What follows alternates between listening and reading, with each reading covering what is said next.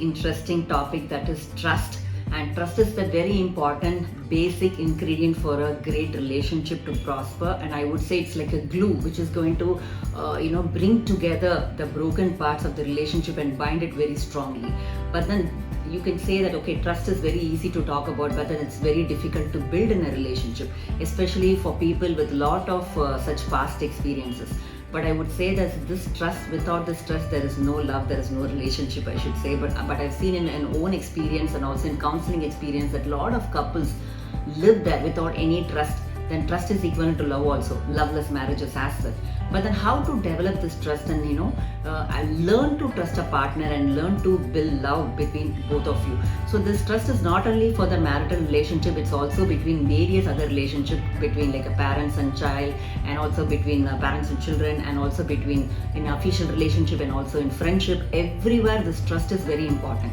Some people may think that I'm trusting too much, doctor. How do I do that? How do I come out of this being very naive and trusting, and again getting hurt experiences and betrayal every single time? And some people say that I'm very guarded, I don't want to trust anyone for that matter, because I've had enough and I'm not going to trust anyone. This is the hard lesson I've learned. And for these people, it's very, very difficult to be very happy in a relationship. Always you will have problems. If not every single day, your problems are always going to be there, and you're never going to get the much needed warmth in the relationship. So first, let's see why trust is so important. And I'm sure that trust is very difficult to build in the relationship. But why is it even very important, and why should we even take some efforts to build this? Is something which we need to really probe into. Without trust, as I already told you, there is not even a relationship going to be there. It's just like there is nothing like which is going to bind you together. You just exist as two different individuals. You're not like having any bridge in between you. If there is no trust, you don't feel like talking about anything and disclosing any of your vulnerabilities to your partner, and you don't feel like depending on your partner. You don't feel like your partner is going to keep the trust. So all these experiences are going to be very, very, going to keep you in a loveless marriage and all this. In this video, I'm going to talk more in the context of marital relationship, because in my own counseling experiences, whenever I do marital therapy, lot of couples I see this problem, the basic problem is lack of trust. But they have their own genuine reasons why they've lost their trust. Lot of infidelity is there, and lot of betrayals are there, and so that is like a very intense thing, very severe problem. Again, for a lot of other small reasons also, people have lost their trust also. So you said something but you didn't act it. You said like you do all this after the marriage, but then you never stood by your words. So because of the discrepancy and lack of transparency, for all these reasons, people lose their trust. And also there are severe other childhood experiences also why people cannot trust anyone, because you may have this experience, I never trusted anyone, I always have this trust issues in my life. When you look back, even from the time from the 18 months, you should say, the 0 to 18 months is a very crucial period for a child to develop the trust, because that is where the mother-child bonding is going to be strengthened, and the child is going to explore the world, and the child is only dependent on the mother for the basic needs, like for drinking and also for the basic need and all that stuff. It is only the child is very helplessly dependent on the mother. But when the child learns that mother is not going to be available for me to take care of my needs, that is where the basic mistrust actually becomes a major problem. And from then on, the child starts to build on a lot of experiences in their life where they learn that I cannot trust anyone. So maybe your trust issues are too deep and going back to their childhood experiences, which needs a lot of therapeutical interventions. But if your child trust issue is not that deep, and probably you learned it later in your life because of lot of social relationship where you got into, or because of your previous relationship with your ex, maybe they would have betrayed because of the emotional affair or a sexual affair, or you had a lot of other issues with your partner. So because of all this, you would have learned that it's not very safe to trust or rely on my partner. And if you're having this mindset and going into a relationship, it's very, very difficult for the relationship to bloom. So first you need to have a thorough clarity in relationship and have that kind of positive attitude towards a partner, and that is the very important basics called trust. So in loving relationship, at least your partner, you're being open about things and you're being disclosing your secrets, all that is fine. But think about an arranged marriage where you hardly know the partner. And especially in the engagement period and all that, you would have seen, or just hardly talk to the partner, and it's very difficult to immediately rely on another partner or disclose about your weakness. And especially your strengths are fine, but then disclosing your weakness, actually you think twice. Should I tell about this? Should I tell about my ex relationship? Should I tell about my education? Should I tell about my this particular weakness? What will he think about me? What will she think about me? So for all these reasons, you can't immediately trust another person. So I'm sure you would have heard about like a trust walk or a blindfolded game, wherein you have to just just depend on the other person to cross over a number of hurdles. Similarly, in a life, when two partners come up, holding the hands together to cross a lot of bridges, and you don't know what's the kind of danger beneath it, but then you just trust each other beautifully and have a nice walk towards the rest of the life. For this, definitely two different people to compare and be a companion. Trust is the gel, or like a glue which holds you together. So for whatever reasons I cited, maybe your trust is lost and you are a partner who is finding it very difficult to trust another partner, or you really have a partner who is not showing any signs that he or she can be trusted. Probably they are saying something, they are not following it, or they are not sharing their experiences, they are lying to you. For all these reasons, you may think twice, can I trust this person? So in all the circumstances, please understand the formula that only in 10% of the situation, a person, no matter what you are really true or genuine or honest for that matter, your faith is 100%, they could betray you. Maybe they are having some personality disorders or something like that. Okay, but 90% practical case scenario, if you are going to be 100% trustworthy and also ready to trust your partner, they will also turn out to be an awesome, trustworthy partner for you. Even in the beginning, if they are not so, if your trust and faith is really good and genuine, they will change. That's the point here. Recently, I want to cite, I don't know how many of you have seen this Tamil movie called Love Today. No matter about other storyline, one thing was very beautiful about that movie, where they show the trust between the partners in a beautiful analogy by which a small child will try to plant a seed and see when it is going to sprout. The child, without innocently, will come and check every single day whether the seed has sprouted. But then the storyline goes like this, that you have to be patient and wait, and you have to water the plant, give the much needed air, sunlight, everything, and then come check after some times, and your seed would have beautifully sprouted to a sampling. Same analogy goes with the relationship between marital couples also. Because I've always spoken to the partners in the relationship and asked them to trust. They say, yes doctor, I go by your words, I'm going to blindly trust my partner, and they'll do it for hardly a single week and say that, I trusted her and see what she has done, whatever I thought has happened, now I'm not going to trust her again at all. But then how long did you do this, and how long have you been really consistent about it? So this is the question you need to ask yourself, like they showed in the movie. Are you really consistent? Is your faith 100%? Or are you having the 10% doubt that she is going to betray you? Because faith in God, I always say, it should be 100% for it, the magics to happen. People say that I prayed God but it didn't happen because maybe you had a doubt there. There should never be a spark of doubt. If the faith is 100%, you can believe my words that it will happen.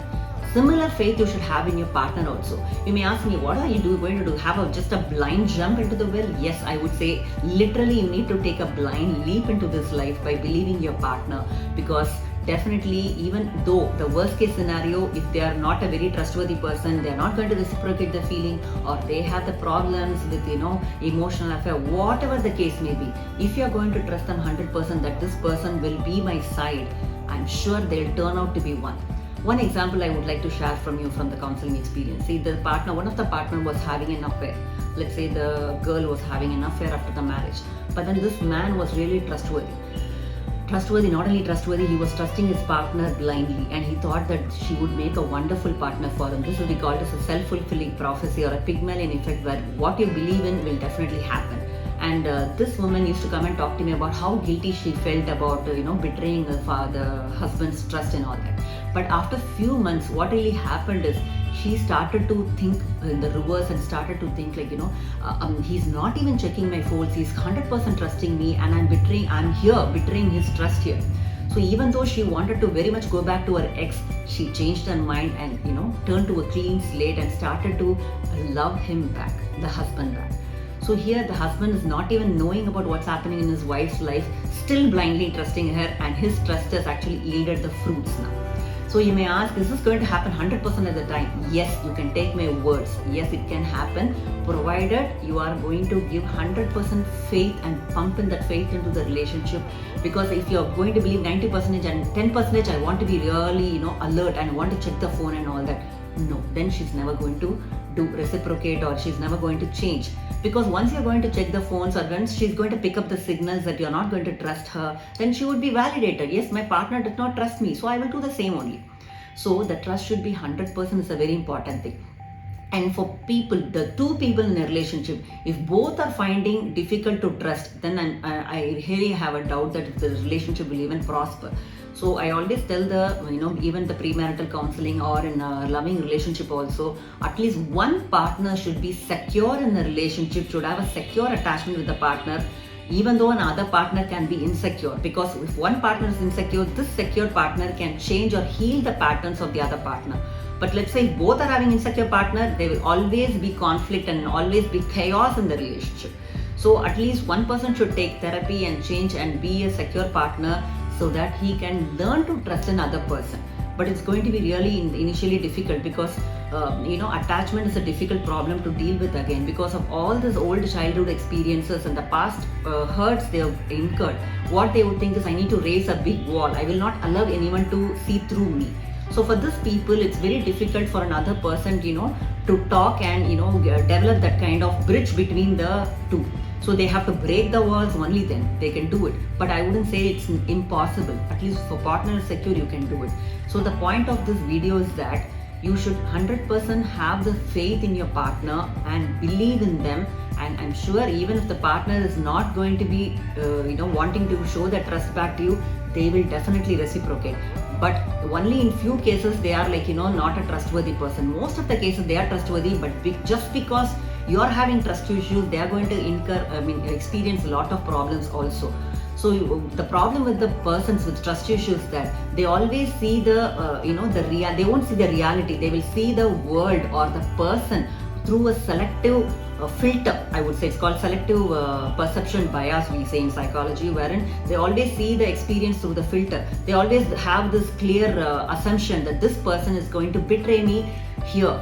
Then what happens with this kind of assumption? You're going to enter the relationship. You are going to be hyper vigilant of the cues they are going to behave with. Whatever words they say, whatever deeds they do, you are going to see them with that kind of paranoid assumption already. And you will try to fit them to that selective filter and then say that, see, I said so and she did so. And you are trying to make your assumption come true here. So people who are listening to this, who are having trust issues, please remove that grey glass you're wearing and see the world objectively, and see the world in one step further in a green glass, in a more positive way possible. And you will think that, okay, you want me to be like, Bakra, you want me to, be so naive and innocent and be ignorant and, let her betray me. Don't ever think that way. If you're going to invest and be trustworthy and trusting the other partner, as I said, iterated already very clearly, the return on investment is going to be immense, and the result is only love, love and love. And you're going to enjoy the warmth and sincerity in the relationship. But one important thing is, as I told already about this movie, you need to be patient. And you may think that, how long should I do this? Patience and consistency is the key. And you need to be consistent and then wait for few weeks, and I'm sure you will be seeing a lot of changes in your partner, and they will also slowly start reciprocating the trust in they are going to invest in this relationship, and from then on the beauty of the relationship starts to happen. But again, I'm telling you, patience and faith is very important.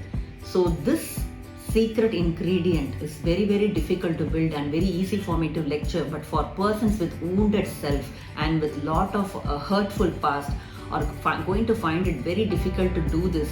But I can only tell you, change your attitude, change your life. And the worst experience scenario is that they are going to betray you, and you can only be in control of yourself. I always tell people, don't ever worry about the other person, because you are not in control of another person. You are only in control of your own self. You can only change one person in this whole earth, that is you. So don't ever worry what if she's going to betray me, and don't keep overthinking. I'm trusting, but what are the other person is going to do to me? You can't do anything about the other person. And if the worst case scenario, if you're going to be betrayed, you are finally are going to cope with that betrayal. That is all.